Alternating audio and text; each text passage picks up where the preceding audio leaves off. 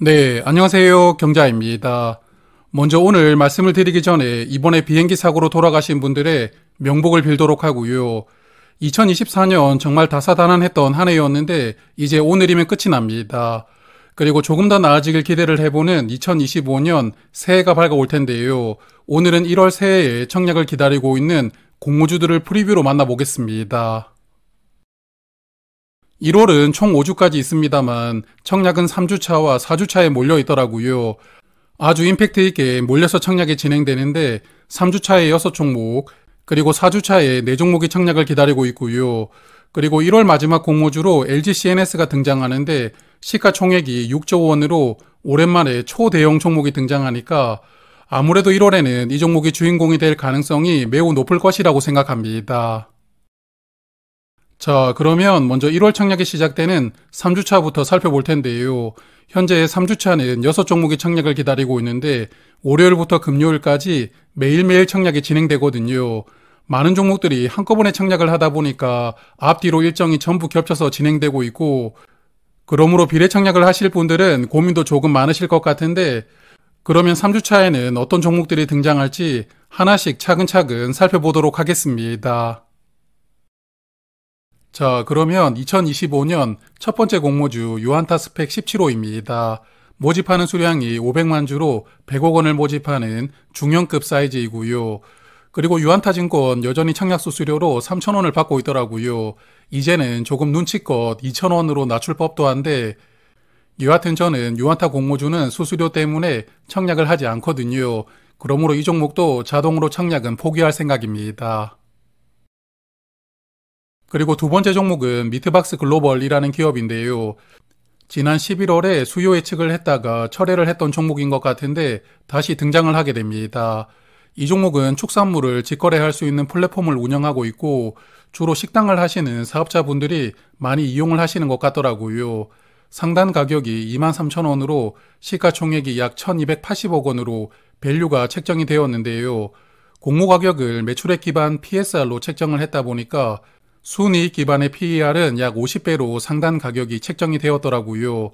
그러므로 이번에도 수요 예측에서 긍정적인 반응을 얻기는 조금 어렵다고 생각이 되고 주관사는 미래에셋증권입니다. 자, 이제 네 번째 공모주이고요. 아스테라시스라는 기업인데 피부 미용 관련된 기기를 만들고 있더라고요. 병원이나 피부 관련된 샵에서 사용하는 기계도 만들고 있는 것 같고 가정에서 사용하는 기기도 있는 것 같았습니다. 여하튼 상단 공모 가격 4,600원 기준으로 시가총액은 1,680억 원으로 상장하게 되고요. 증권신고서에는 올해 11월까지 누계 실적이 기재가 되어 있던데 11월까지 실적을 연한산해서 PER을 계산을 해보니까 상단 공모 가격은 PER이 39.3배이더라고요.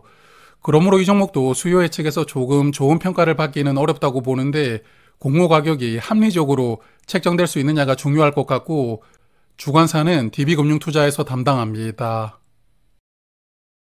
다섯 번째 종목은 데이원 컴퍼니이거든요. 12월에 청약할 예정이었지만 1월로 일정을 넘겨서 청약을 진행하는 종목이고 온라인 교육 콘텐츠를 볼 수 있는 여러 가지 플랫폼을 운영하고 있는 회사이더라고요.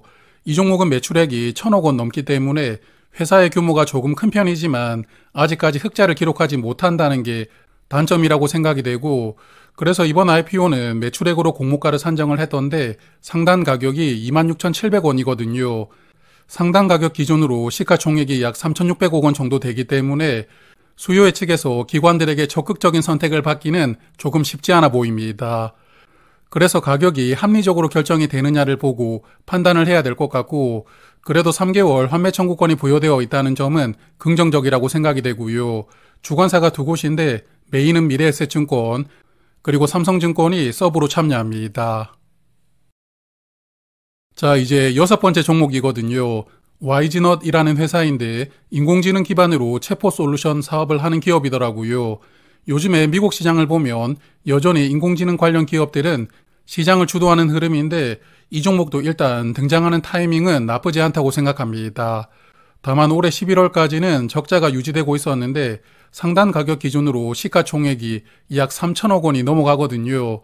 그리고 상장일에 유통되는 물량도 60%가 넘기 때문에 사실 요즘 공모주 흐름을 보면 단점이 명확한 회사라고 생각이 되고 그래서 기관 투자자들도 청약을 어떻게 할지 조금 고민을 할 것 같은데 여하튼 수요 예측 결과가 어떻게 나올지 궁금하고요. 그리고 이 종목의 주관사는 삼성증권에서 담당합니다. 자, 이제 3주차 마지막 공모주 삼양 NC캠입니다. 반도체 포토공정에 필요한 소재를 생산하고 있고 이 회사를 21년에 삼양그룹에서 인수를 했더라고요. 인수하고 나서 3년 뒤에 IPO를 추진하는 상황인데 상단 가격이 18,000원으로 시가총액은 약 2천억 원으로 밸류가 책정이 되어 있습니다. 그러므로 상단 가격 기준으로 PER은 약 23배로 상장을 하게 되고요. 주관사는 KB증권입니다. 자, 이제 1월 공모주 청약이 마무리가 되는 4주차입니다. 총 4종목이 청약을 기다리고 있는데 아무래도 LGCNS가 가장 핵심이라고 볼 수가 있거든요. LGCNS는 21일 화요일과 수요일에 청약할 예정인데 비례 청약 기준으로 보면 IGNet과 PIE는 청약이 겹쳐서 진행되거든요. 그러다 보니까 이 두 종목은 일정을 살짝 조정할 가능성도 있을 것 같기는 한데 여하튼 현재로서는 이대로 일정이 진행되니까요. 4주차도 마찬가지로 위너스부터 한 종목씩 체크를 하겠습니다. 4주차 첫 번째 종목인 위너스는 스위치나 콘센트 같은 전력기기를 만드는 기업이던데요. 사업 자체가 뭐 특별한 것은 없다고 보지만 시가총액이 582억 원이더라고요. 그리고 현재 실적도 흑자를 잘 내고 있기 때문에 요즘 분위기를 고려를 해보면 사이즈가 큰 장점으로 작용할 것 같습니다. 그러다 보니까 이 종목도 기관 투자자들은 적극적으로 청약에 참여를 하면서 인기가 많을 것 같고요. 주관사는 미래에셋증권에서 담당하게 됩니다.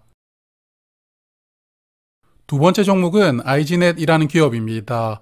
보험을 판매하는 플랫폼을 운영하고 있던데 이런 기업들을 인슈어테크라고 부르고 있더라고요. 요즘에는 카카오나 네이버 같은 거대 플랫폼에서도 보험 쪽으로 진입을 하고 있기 때문에 이런 회사들이 경쟁력을 크게 가지기는 조금 어렵지 않나 생각을 하는데 여하튼 수요 예측이 어떨지 궁금하고요. 상단 가격이 7,000원으로 시가총액은 1,270억 원 정도로 밸류가 책정이 되어 있고 그리고 올해 3분기까지 순이익이 1억 원이더라고요. 그래서 아직까지는 제대로 된 실적을 보여주지는 못하고 있고 주관사는 한국투자증권에서 담당하게 됩니다. 세 번째 종목은 PIE라는 기업인데 비전이라고 해서 카메라 기반으로 제품을 검사하는 솔루션을 가지고 있는 기업이더라고요. 주로 2차 전지를 검사하면서 매출이 발생을 하고 있다 보니까 최근에 2차 전지 분위기가 그렇게 좋지 않거든요. 그래서 이 종목에게도 조금 부정적인 영향을 줄 수가 있는데 그래도 머신 비전이라는 이런 기술이 인공지능 관련된 기술이기 때문에 기관 투자자들에게 호평을 받을 가능성도 있지 않을까 생각합니다. 상단 가격은 5,000원으로 시가총액이 약 1,800억 원으로 밸류가 책정이 되어 있고 상단 가격 기준으로 PER도 15배로 상장을 하거든요. 밸류도 무난하다고 생각합니다. 그리고 이 종목 주관사도 삼성증권에서 담당하게 됩니다. 자, 이제 4주차 마지막 공모주 그리고 1월 마지막으로 청약이 진행될 종목 바로 LGCNS입니다. 거의 2년 전부터 IPO를 추진한다는 뉴스가 계속 있었는데 드디어 시장에 데뷔를 하게 되고요.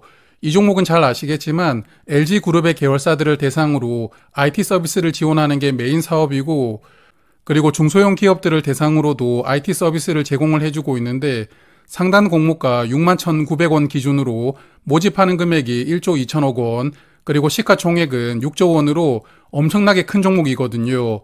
그래서 사이즈가 엄청나기 때문에 청약할 때쯤에 비슷한 사업을 하는 삼성 SDS 같은 종목들의 주가 흐름이 이 종목의 수요 예측에도 영향을 많이 준다고 생각을 하고요. 올해는 국내 증시 흐름이 아주 부진하게 마무리가 되었는데 내년 1월에는 국내 증시 흐름이 다시 좋아지길 기대를 해봅니다. 그리고 이 종목의 주관사는 KB증권이 메인 주관을 담당하고 있고 미래에셋과 신한투자 등이 서브로 참여를 하고 있습니다.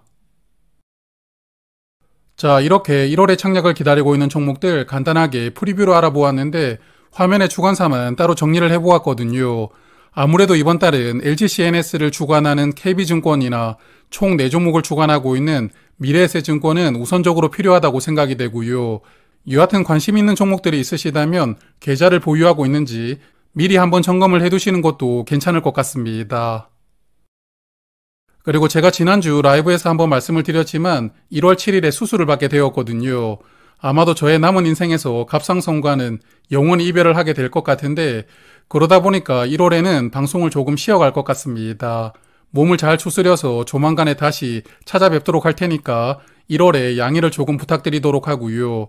그리고 당장 이번 주에 수술을 받는 것은 아니니까 수술하기 전에 1월달 파킹 통장은 한번 정리를 해서 말씀을 드리도록 하겠습니다.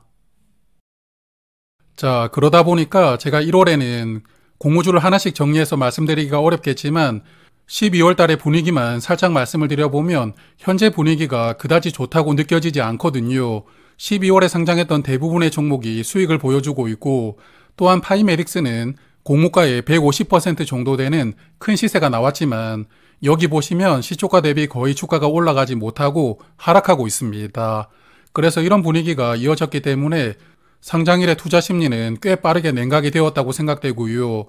그래서 1월에도 여러모로 조금 따져보실 필요는 있을 것 같은데 수요 예측의 결과도 중요하지만 시가총액 사이즈와 함께 공모 가격이 조금 합리적으로 결정되느냐까지 전체적으로 고려를 하시면서 청약을 판단하시는 것도 중요하지 않을까 생각합니다. 자, 그러면 오늘은 여기에서 인사를 드리도록 하고요. 새해도 건강하시고 공모주 투자로 좋은 성과 있으시길 바라겠습니다. 새해 복 많이 받으시고요. 오늘도 고맙습니다.